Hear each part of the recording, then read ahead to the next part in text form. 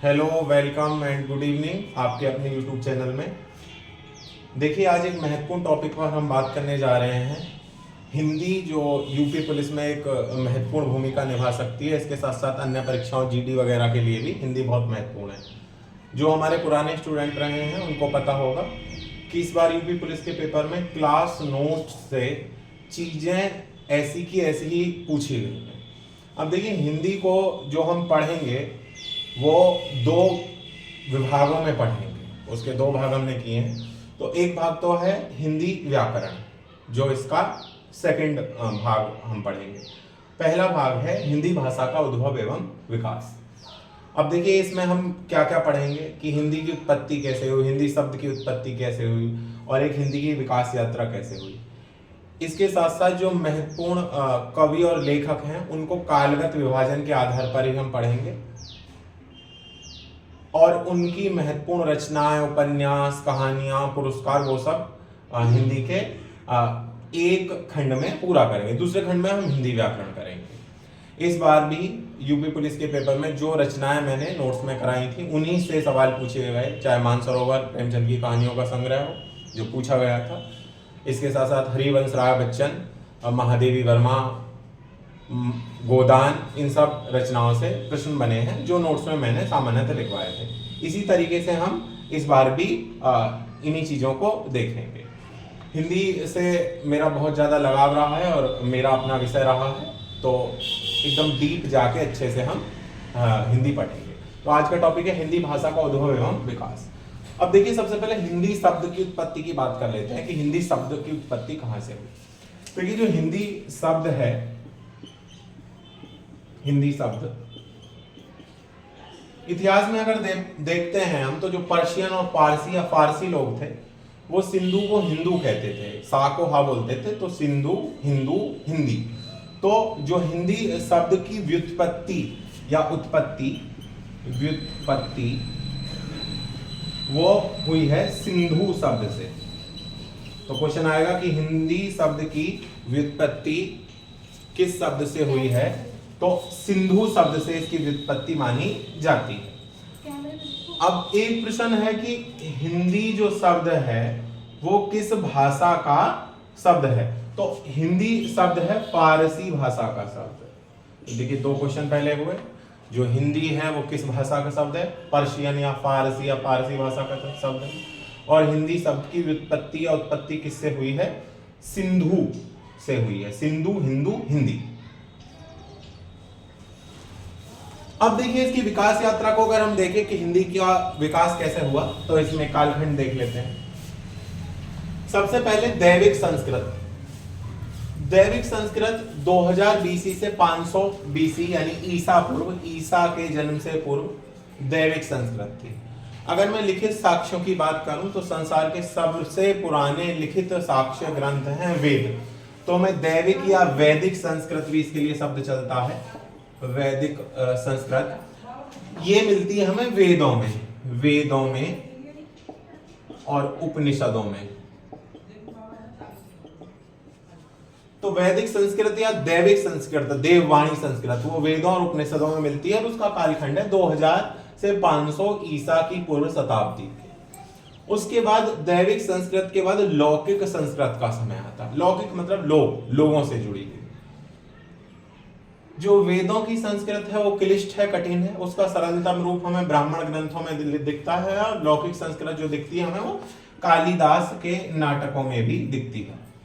कालिदास के नाटक,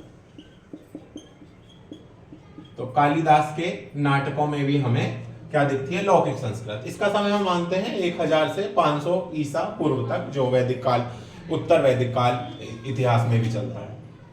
उसके बाद है पाली भाषा।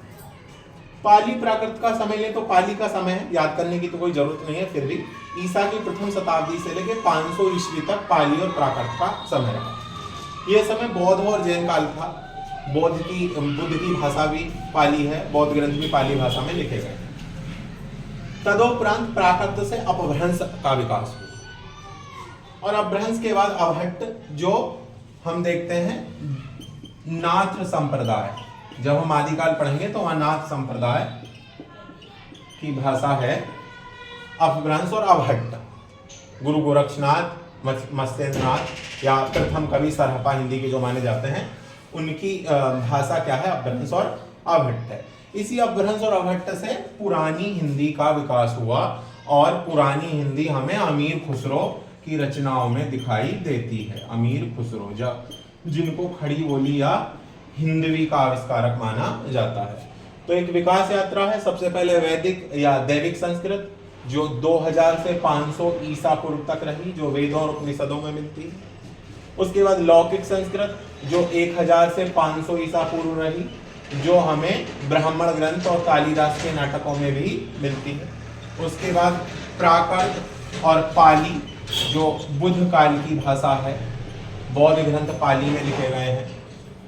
उसके बाद अपभ्रंश और अवहट्ट जो नाथ संप्रदाय के मुनियों की, नाथ संप्रदाय के ऋषि मुनियों की भाषा रही। और उसके बाद पुरानी हिंदी जो अमीर खुसरो की रचनाओं में दिखाई देती है। अब देखिए, इसी अपभ्रंश भाषा से हिंदी की अलग अलग बोलियों का विकास हुआ। अगर मैं अपभ्रंश की बात करूं तो अपभ्रंश 6 मानी गई हैं और 6 अपभ्रंश से अलग अलग भाषाओं का विकास हुआ है। तो देख लेते हैं हिंदी की कौन कौन सी अपभ्रंश है और उनसे किन किन भाषाओं का विकास हुआ है।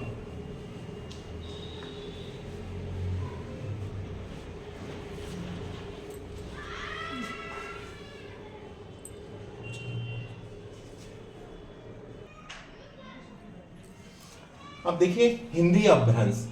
अपभ्रंश का अर्थ क्या है? अपभ्रंश का अर्थ है संस्कृत का बिगड़ा हुआ रूप।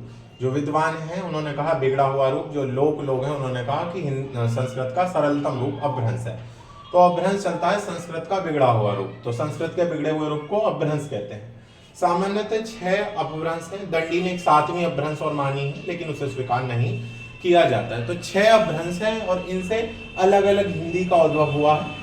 अगला जो टॉपिक होगा वो पश्चिमी हिंदी से कौन कौन सी बोलियां निकली हैं, या पहाड़ी से कौन कौन सी, राजस्थानी से, गुजराती से, इस टॉपिक को अलग से लेंगे। पहले 6 अपभ्रंश और इनसे निकलने वाली हिंदी देख लेते हैं। सबसे पहले आती है सौरसैनी अपभ्रंश। अगर हम सौरसैनी अपभ्रंश की बात करें तो सौरसैन सूरसैन जो जनपद था मथुरा के आसपास क्षेत्र का, वहां इस अपभ्रंश का विकास हुआ।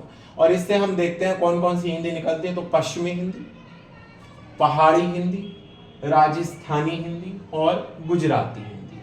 तो सौरसैनी अपभ्रंश से 4 हमारी हिंदी निकली, पश्चिमी, पहाड़ी, राजस्थानी और गुजराती।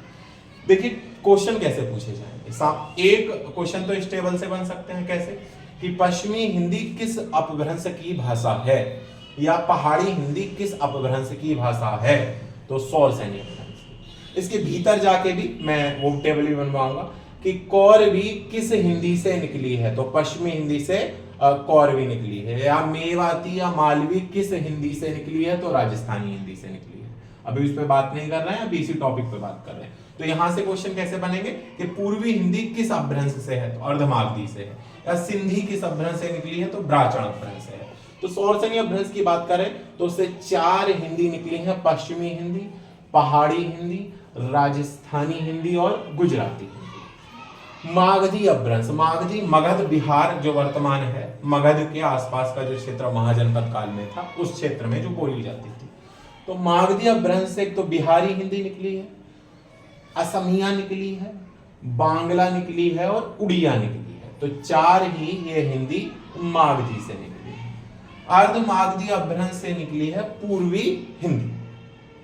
इसके बाद हम देख लेते हैं पैसाची अपभ्रंश।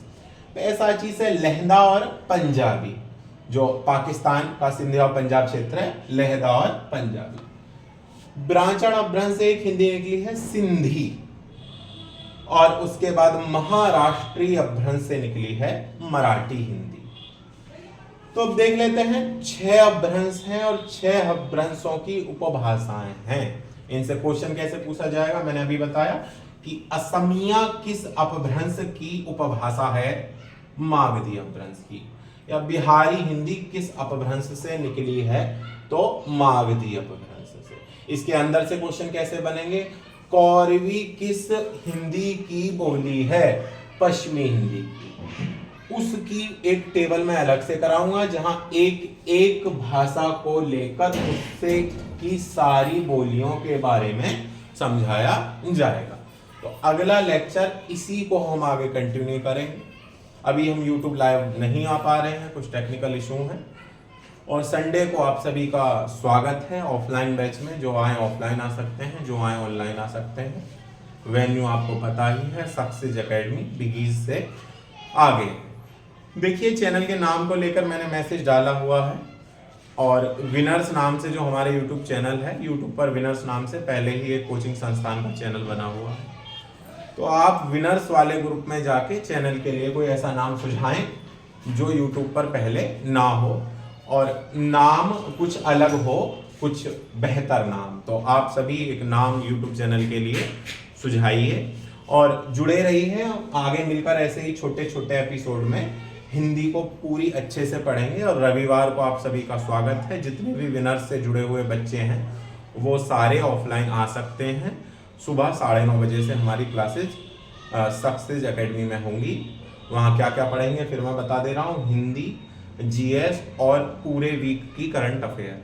अभी हम हिंदी की क्लास इवनिंग में डाल रहे हैं। जैसे जैसे यूट्यूब पे चीज़ें सरल होती जाएंगी, क्योंकि तकनीकी ज्ञान मेरे उपयुक्त नहीं है, तो उसके बाद हम इन चीज़ों को आगे लेके चलेंगे। क्लास का ड्यूरेशन भी बढ़ाएंगे। और हिंदी और जीएस तो हम डेली ही करेंगे, शाम में 1 या 1.5 घंटे की 2 क्लास हम डालेंगे। चलिए मिलते हैं अगले एपिसोड में। नमस्कार।